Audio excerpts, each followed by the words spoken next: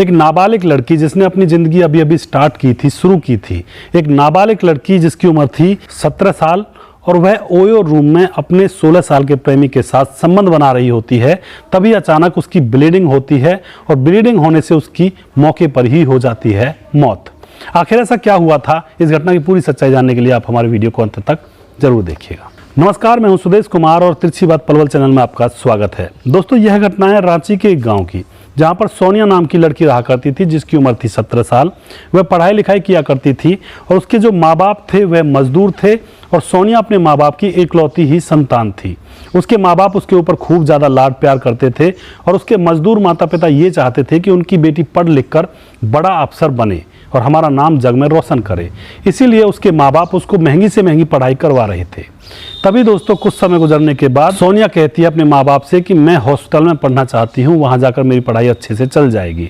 तो उसके अनपढ़ जो माँ बाप होते हैं वह कह देते हैं कि बेटी, तुम्हारी पढ़ाई के लिए चाहे हमें कितनी भी मेहनत करनी पड़े, जो तुम कहोगी हम वही करेंगे, तुम हॉस्टल में चली जाओ।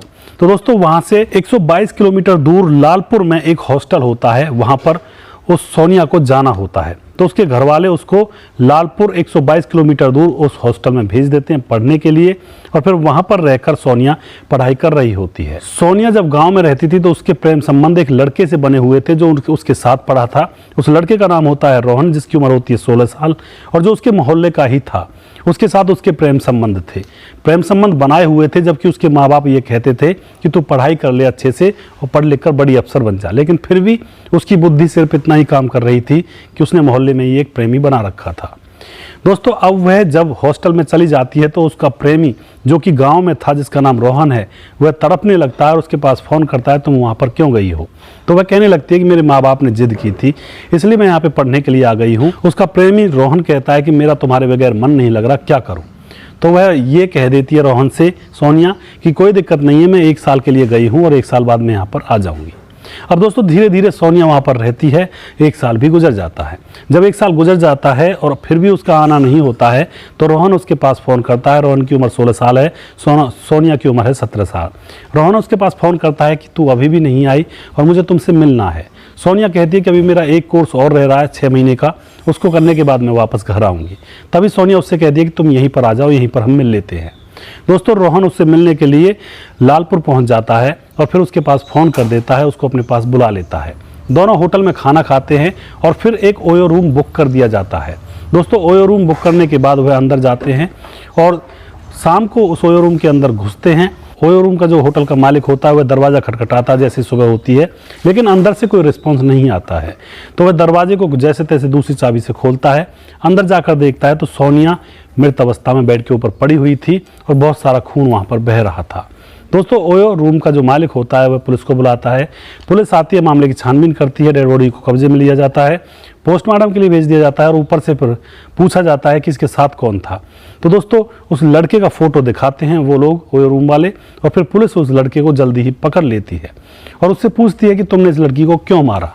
तो दोस्तों, वह रोहन कहता है कि मैंने इस लड़की को नहीं मारा, हम दोनों यहाँ पर एक साथ ठहरने के लिए रुके थे, हमने खाना खाया और फिर सोने की तैयारी थी तो हम एक दूसरे के साथ संबंध बनाने लगते हैं और फिर उसके बाद इसको इतनी ज़ोर से ब्लीडिंग होती है, मैं खूब बहुत सारे कपड़े भी लगाता हूँ लेकिन इसकी ब्लीडिंग नहीं रुक पाती है और फिर कुछ देर बाद यह बेहोश होने लगती है। मैं इसके मुंह पर पानी की छींट मारता हूँ लेकिन यह फिर भी होश में नहीं आती है।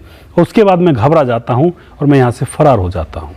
दोस्तों, पुलिस अब रोहन को गिरफ्तार तो कर लेती है लेकिन वह नाबालिग है, उसको बाल सुधार गृह में रखा जाएगा और यहाँ पर एक नाबालिग लड़की की चली जाती है जान। तो यहाँ पर कौन दोषी, वह लड़की दोषी या रोहन दोषी?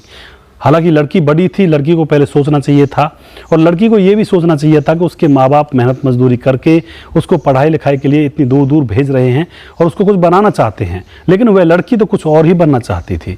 तो यहाँ पर किसकी गलती है, रोहन की गलती या लड़की की गलती, या फिर उस लड़की के माँ बाप की गलती जो उन्होंने एक लड़की के ऊपर विश्वास किया कि यह पढ़ लिख कर हमारा नाम रोशन करेगी?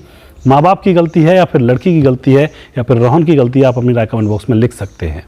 दोस्तों, मैं तो यही कहना चाहूँगा, हर एक माँ बाप अपनी बेटा और बेटी के प्रति यही सोचता है कि हमारा बेटा या बेटी पढ़ लिख कर आगे बढ़े और हमारा नाम जग में रोशन करे।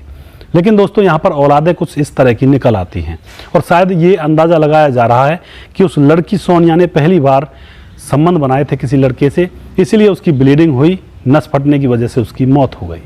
तो दोस्तों आप जो भी कुछ कहना चाहते हैं अपने राय कमेंट बॉक्स में लिख सकते हैं, लोगों के साथ शेयर कर सकते हैं। अगर आप हमारे वीडियो को फेसबुक पर देख रहे हैं तो वहाँ पर स्टार का बटन आ चुका है, आप स्टार देकर भी हमारी मदद कर सकते हैं। और अगर आप यूट्यूब पर हमारे वीडियोज़ को देख रहे हैं तो वहाँ पर स्पेशल थैंक्स का बटन भी आ चुका है। और दोस्तों अगर आपको एडवर्टाइजमेंट करवानी है तो आप नीचे स्क्रीन पर दिए गए नंबर पर कॉन्टैक्ट कर सकते हैं हमारी एडवर्टाइजमेंट टीम से और अपनी एडवर्टाइज हमारे वीडियो पर लगवा सकते हैं।